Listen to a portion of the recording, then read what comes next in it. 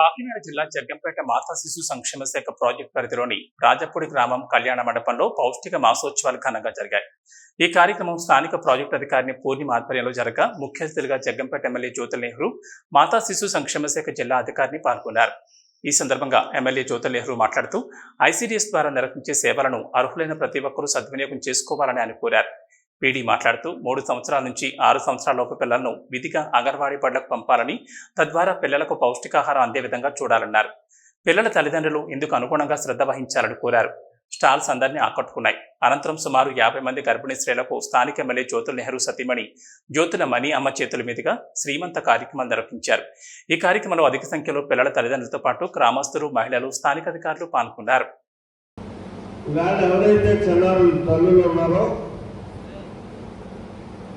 మీరందరూ కూడా ఈ శ్రీమంతం అనేది హిందూ సాంప్రదాయంలో చాలా అతి కీలకమైనది, ముఖ్యమైనది. గర్భిణీ స్త్రీని ఇంటికి తీసుకొచ్చి నిండు మేముట్లో కూర్చోబెట్టి పేరెంటాళ్ళందరూ కలిసి ఒక ఉత్సవం జరుపుకునేటటువంటి కార్యక్రమం. దీనికి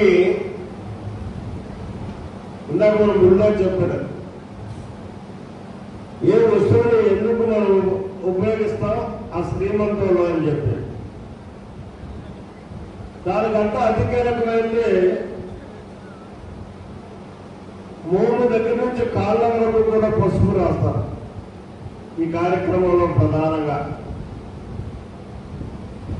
ఎందుకంటే మీ ఒంటి మీద క్రిములు ఉండకూడదు, మీరు ఎప్పుడు పరిశుభ్రంగా ఉండాలి, ఆ క్రిముల్ని లేకుండా చెయ్యాలి అంటే పసుపు చాలా ప్రధాన పాత్ర పోషిస్తుంది అని చెప్పి. ఇవాళ ఇప్పుడు మనం అలాంటి కార్యక్రమంలో అన్నీ చేయలేం. ఎందుకంటే థ్యాంక్ యూ చేసేవాళ్ళున్నారు, చేస్తా ఉంటున్నారు. చేశారా? Very good. ఇది పుట్టింటి వాళ్ళకి చాలా మంచి ఆనందోత్సవమైనటువంటి పండుగ. అంటే ఇవాళ ఎవరైతే నిర్వాహకులుగా ఇక్కడ ఈ కార్యక్రమాలు నిర్వహిస్తున్నారో వాళ్ళంతా పుట్టింటి వాళ్ళు. మేమందరం, మీరు మా ఇంటి ఆడపడుచు.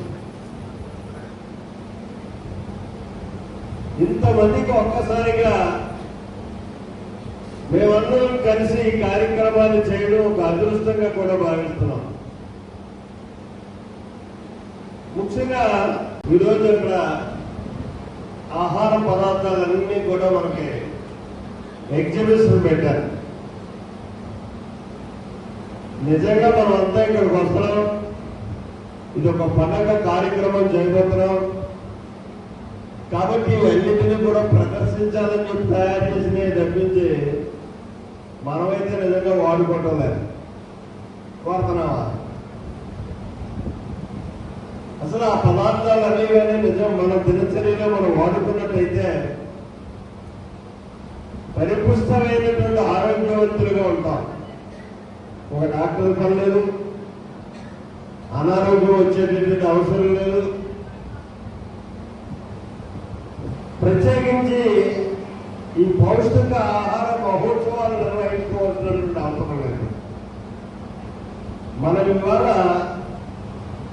రోజువారీ మనం జీవించడానికి తినేటటువంటి ఆహార పదార్థాల కంటే చాలా తక్కువ ఖర్చు వస్తాయి. పంటనే మర్చిపోయాం, వాటి పేర్లే మర్చిపోయాం.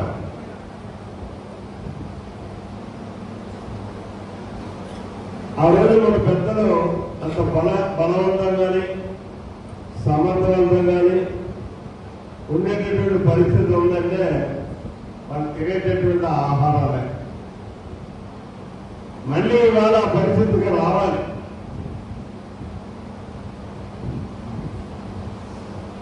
నేను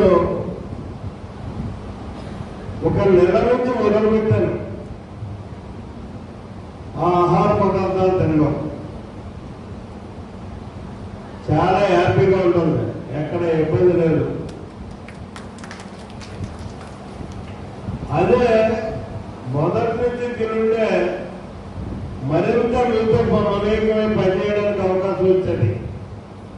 సాయంత్రం రోజులకు నేర్చుకు వచ్చే పరిస్థితి ఉండేది కాదు, మాట్లాడితే హాస్పిటల్కి వెళ్ళేటటువంటి పరిస్థితి ఉండేది కాదు. అంటే దీన్ని చూడగమనం అనకూడదు. మనం మళ్ళీ మనం పూర్వీకుల యొక్క ఆహార శైలికి మనం అలవాటు పడాల్సినటువంటి అవసరం ఇవాళ ఉంది. దానికి అలవాటు పడితేనే ఒక ఆరోగ్యవంతమైనటువంటి సమాజాన్ని మళ్ళీ తిరిగి మనం సృష్టించుకోగలుగుతాం. అందుకోసంలో ఇటువంటి కార్యక్రమాలు మనం ఎక్కువ విరివిగా ప్రజల్లోకి తీసుకెళ్ళాలి, ఈ కార్యక్రమాలు చేయాలి.